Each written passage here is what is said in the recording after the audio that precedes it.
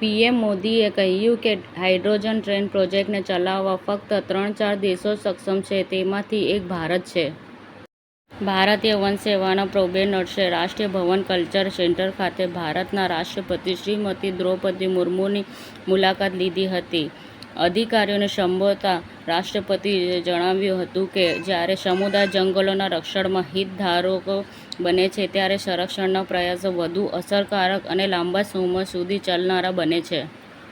અમદાવાદમાં રૂ.2,719 કરોડના 6 પ્રોજેક્ટને મંજૂરી, 25% આપશે. બાકીની રકમ માટે એએમસી રોકેટ શિબિર 2026માં ફાસ્ટરનું અનાવરણ કર્યું.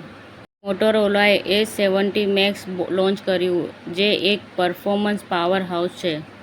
લેક્સસ ઇન્ડિયાએ ઓલ ન્યૂ ES350s માટે બુકિંગ શરૂ કર્યું.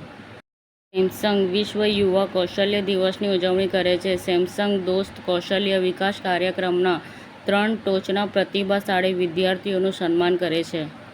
રથયાત્રાના પવિત્ર અવસરે સ્ટેલર સ્કોડાએ ગુજરાતભરમાં સૌથી વધુ કારોની ડિલિવરી આપી. ભારતની પ્રથમ હાઇડ્રોજન ટ્રેનનું થયું લોન્ચિંગ. આ ટ્રેન ગરમી અને ધુમાડાને ડિટેક્ટ કરી લેશે તેવી ટેકનોલોજી છે. જિલ્લા વિકાસની સમીક્ષા બેઠકમાં ઇન્ફ્રાસ્ટ્રક્ચર પર ભાર. વાવ થરાદ જિલ્લા વિકાસ કાર્યોને વેગ આપવા કલેક્ટર મયુર મહેતાની તાકીદ.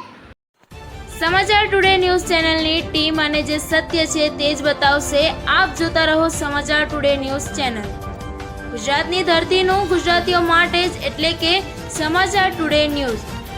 અમારી સમાચાર ટુડે ન્યૂઝ ચેનલને લાઇક કરો, શેર કરો અને સબસ્ક્રાઇબ કરો અને જોડાયા રહો સમાચાર ટુડે ન્યૂઝ ચેનલ સાથે.